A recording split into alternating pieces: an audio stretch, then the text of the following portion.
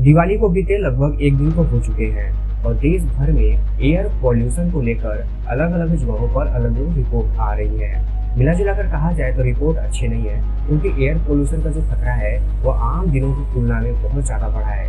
Fireworks यानी कि पटाखे देखने में जितने अच्छे लगते हैं असल में ये होते नहीं है, क्योंकि इनसे हमें इतनी सारी बीमारियां होती हैं जिनको हम अक्सर नजरअंदाज कर देते हैं।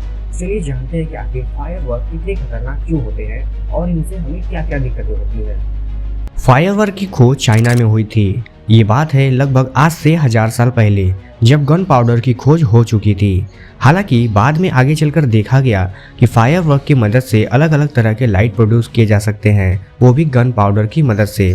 तब से लेकर आज तक फायरवर्क्स में अलग अलग तरह के मेटल साल्ट प्रयोग हो रहे हैं, जो कि अलग अलग तरह के रंगों को प्रोड्यूस करने में मदद करते हैं, जो देखने में काफ़ी अच्छे भी लगते हैं, जैसे कि sodium, lithium, copper, barium, calcium, strontium. ये ऐसे मेटल हैं जो अलग अलग तरह के रंगों को प्रोड्यूस करते हैं। एग्जाम्पल के लिए जैसे स्ट्रोंटियम है, वह जलने पर लाल कलर प्रोड्यूस करता है जो देखने में काफ़ी अच्छा लगता है, और वहीं कॉपर ब्लू और ग्रीन कलर प्रोड्यूस करता है।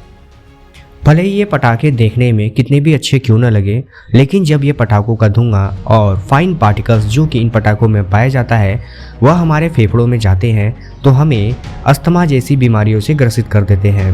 ऐसा ये इसलिए कर पाते हैं क्योंकि पटाखों के जलने से नाइट्रोजन ऑक्साइड और सल्फर ऑक्साइड जैसे गैसेस निकलती हैं और बहुत सारे फाइन पार्टिकल जो कि हमारे लिए बहुत नुकसानदायक होते हैं। पटाखों से निकलने वाले धुएं, साल्ट और मेटल से होने वाले नुकसान की लिस्ट तो काफी बड़ी है, लेकिन एक बात तो तय है कि जो लोग पटाखों को डायरेक्ट जलाते हैं और इससे निकलने वाले धुएं के संपर्क में डायरेक्ट आ जाते हैं, उनमें ये खतरा काफी ज्यादा होता है। हालांकि वो लोग जो घर के अंदर से दिखते हैं या किसी तरह से धुआं उन तक पहुंचता है, उनमें ये रिस्क थोड़ा कम होता है, लेकिन होता तो वहाँ पर भी है। आमतौर पर देखा गया है कि ऐसे व्यक्ति जो खुद बाहर आकर पटाखों को फोड़ते हैं, जलाते हैं और वह उन धुओं के संपर्क में डायरेक्ट आ जाते हैं, उनमें इस तरह के खतरे बहुत ज़्यादा होते हैं। लेकिन जो घर के अंदर रहते हैं, चार दीवारी में बंद रहते हैं, उनमें भी इसका खतरा देखा गया है, लेकिन थोड़ा कम। जैसे कि हम बात कर रहे हैं फाइन पार्टिकल्स की, जो कि बाहर रहने वाले लोगों में कुछ ज़्यादा ही दिखाई देते हैं, लेकिन जो घर के अंदर होते हैं उनके संपर्क में भी ये फाइन पार्टिकल्स आ जाते हैं। ऐसा ही एक फाइन पार्टिकल है जिसको हम PM 2.5 के नाम से जानते हैं। यह 2.5 माइक्रोमीटर का होता है या उससे भी छोटा होता है।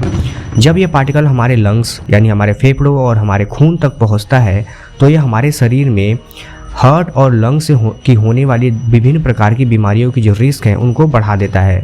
खास तौर पर ये छोटे बच्चों और बुजुर्गों में बहुत ज़्यादा इसके रिस्क देखे जाते हैं। इसके अलावा अगर हम बात करें तो परक्लोरेट नाम का एक कंपाउंड होता है जो कि हाईली रिएक्टिव होता है। आमतौर पर यह किसी भी रॉकेट को या पटाखे को जलने में मदद करता है। इसी की वजह से रॉकेट आसमान में आसानी से उड़ जाते हैं, क्योंकि यह उनको प्रोपेल करने में मदद करता है। यही केमिकल कंपाउंड रॉकेट फ्यूल की तरह भी यूज़ होता है, जो कि बड़े बड़े रॉकेट में यूज़ होता है। हालांकि परक्लोरेट का जो काम है वो किससे भी ज़्यादा खतरनाक है, क्योंकि इस तरह के जो केमिकल होते हैं वो हमारे शरीर में आने के बाद आयोडीन को हमारे थायराइड ग्लैंड तक पहुंचने में मदद नहीं करते, यानी कि उनको पूरी तरह से ब्लॉक करने का काम करते हैं। और एक बार ये आयोडीन आपके थायराइड ग्लैंड तक नहीं पहुंच पाता तो थायराइड से होने वाली विभिन्न प्रकार की बीमारियां होने के चांसेस बहुत ज़्यादा बढ़ जाते हैं। उम्मीद है आप समझ गए होंगे कि फायरवर्क यानी पटाखों से होने वाले कौन कौन से नुकसान है और हमें इसके लिए बचने के लिए क्या क्या करना चाहिए। लेकिन अब सवाल ये आता है कि क्या हम पटाखों को जलाना ही बंद कर दें या त्यौहार मनाना बंद कर दें। यहाँ तक कि बर्थडे और शादियों में भी इस तरह के पटाखों का भरपूर यूज होता है। तो सवाल है कि क्या करें फिर। देखिए, पटाखों का यूज हम आमतौर पर बंद नहीं कर सकते, क्योंकि ये हमारे प्रचलन और चलन का हिस्सा है और इससे इनकार भी नहीं किया जा सकता, इससे हमें नुकसान होते ही है। लेकिन कोशिश किया जा सकता है कि डायरेक्टली इसके संपर्क में ना आया जाए। हो सके तो फायरवर्क्स का यूज लिमिटेड अमाउंट में किया जाए, ताकि बहुत ज़्यादा पॉल्यूशन ना हो, क्योंकि बड़े शहर जैसे दिल्ली या मेट्रो सिटीज़ में इसके जो खतरे हैं वो बहुत ज़्यादा होते हैं, यानी ज़्यादा आबादी, ज़्यादा फायरवर्क का यूज़ और ज़्यादा पॉल्यूशन, और इससे होने वाली बीमारियों की संख्या में भी वहीं पर ज़्यादा बढ़ोतरी देखी जाती है। हालांकि गाँव देहात में इसका असर थोड़ा कम होता है, लेकिन होता वहाँ पर भी है। तो आप फायरवर्क्स को नज़रअंदाज तो नहीं कर सकते, लेकिन इससे बचने के लिए बहुत कुछ कर सकते हैं या अपने आप को बचा सकते हैं, जिस पर हमें और आपको ध्यान देना है।